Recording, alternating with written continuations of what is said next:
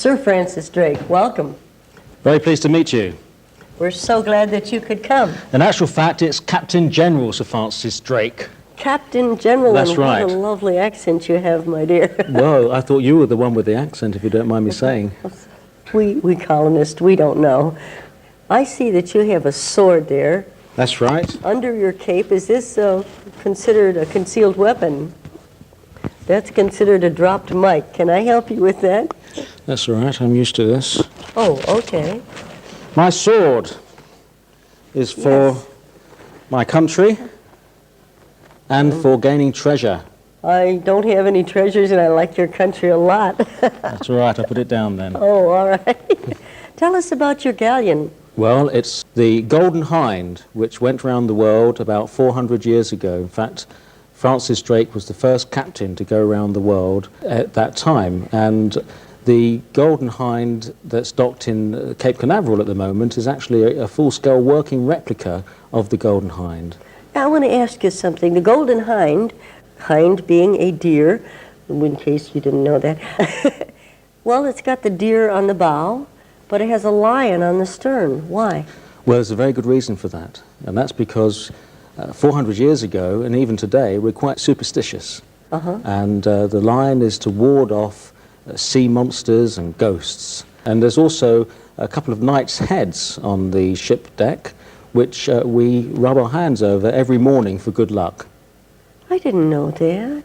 Very important. What size crew do you have on that? Well, my crew has dwindled, you know, over the past 400 years. In the early days... I would say yes. Yes. I've aged quite well, haven't I? In the early days, we had about 60 on board, but some of them have left now, and we're now down to about 10. 16 or 60? 60, yes. And a few goats and sheep and chickens. 60 people on that not so very big galleon.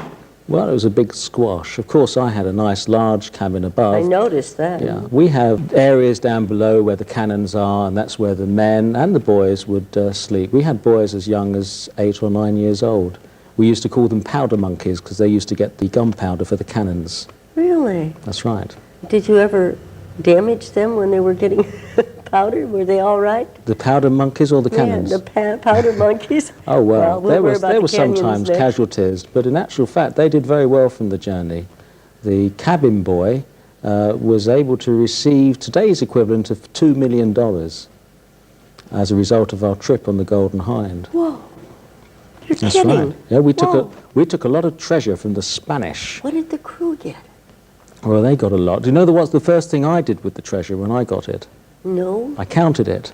Good thinking. The first thing the cabin boy did was spend it. Good thinking. I have to say that we weren't very good at killing people. We tried to avoid that in actual fact. And we mostly gained our treasure by devious means. Oh, I like that. What I would do is to invite the Spanish commanders aboard for a nice dinner in my cabin, while my men would raid their ships for treasure. It was a very successful way, and we gained so much treasure from this that with the Queen of England's share of the treasure, she was able to pay off the national debt. You did a splendid job. Well, then, that's why she knighted me. I love it very much. How long did it take you to circumnavigate the globe? It took 3 years to circumnavigate the globe. 60 people, 3 years. How many times did you stop for water or whatever? Well, we stopped at various places en route, but I have to say that the latest Golden Hinde, the Golden Hinde which was built as a full-scale replica of the old Golden Hinde, has actually been around the world more times than the original ship. It's been around the world 1.5 times, over 100,000 miles. My word. So we've sailed all the way from England to be here in Cape Canaveral. And actually, you are part of a museum? That's right. The ship is now a floating museum. It's on an extensive tour of North America. It's going to be spending the next 2 years or so traveling the east coast of the United States right up to the Great Lakes of Canada. And we stop at each port for about 3 or 4 weeks, take on board thousands of school children who look around the ship, as well as members of the public who take great pleasure in seeing what life was like in Elizabethan times. And your crew does all the upkeep on it? Oh yes, The we make them painting. work. Scrubbing the decks, cleaning the ship and taking people on tours. I heard one of your crewmen, as he was scrubbing the side of the ship, saying, "I have to scrub all this bird white stuff off here." That's right. If he doesn't, we whip him. That's cruel, huh? Not I really. could get into it, Tom. I thought so. I thought I saw a glint in your eye. Well, in your travels then, do you pick up new crew members as you go? Well, that's right. In actual fact, we're looking for new crew members right now. We have vacancies for 2 or 3 more crew members, people who perhaps are aged around 20 to 30, who would enjoy working with the Golden Hinde and helping with the tours and taking part with the whole operation of the ship. They need to be people who'd like to fit in with that sort of adventurous lifestyle. It's not all romantic and easygoing. It's quite hard work. Because there's a lot of white bird stuff there, huh? That's marvelous.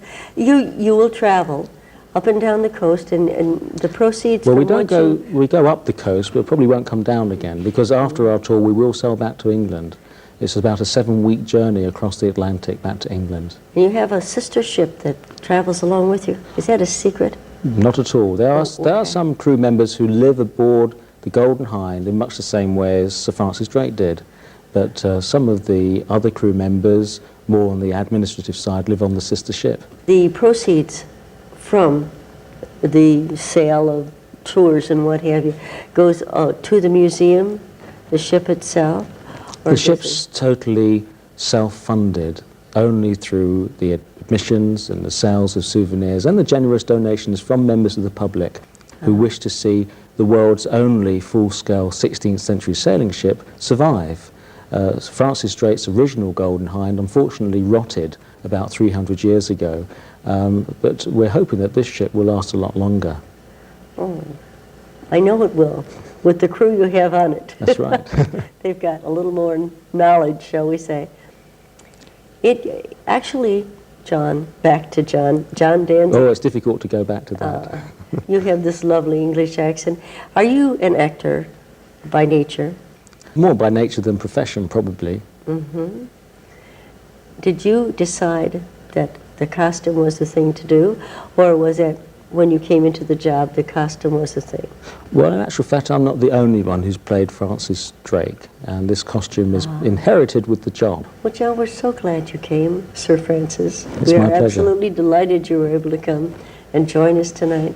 And when will you be sailing? We'll be leaving Cape Canaveral on the 14th of March, so if anyone wants to see it, they need to come by the 13th. We're open from 9 till sunset every day. And you're on the north side of the port? That's right. And that's where the old Sea Escape used to make their, use the terminal on the north side of the port. And so people can come out there and bring their kids. Is it lesser charge for the children? Yes, adults. What's it cost? Adults cost $3.50, and children are $2, but those who are 4 and under go on free. Oh, great. All you people with lots of 4 and under children. Do you like that? I love it. Go out to Port Canaveral. The Golden Hinde is there. It's a beautiful, beautiful ship. And there's some beautiful, beautiful people aboard. Thank you very much, Sir Francis. Thank you. Pleasure. You've been watching Brevard Notes, and I'm Bonnie Cruz.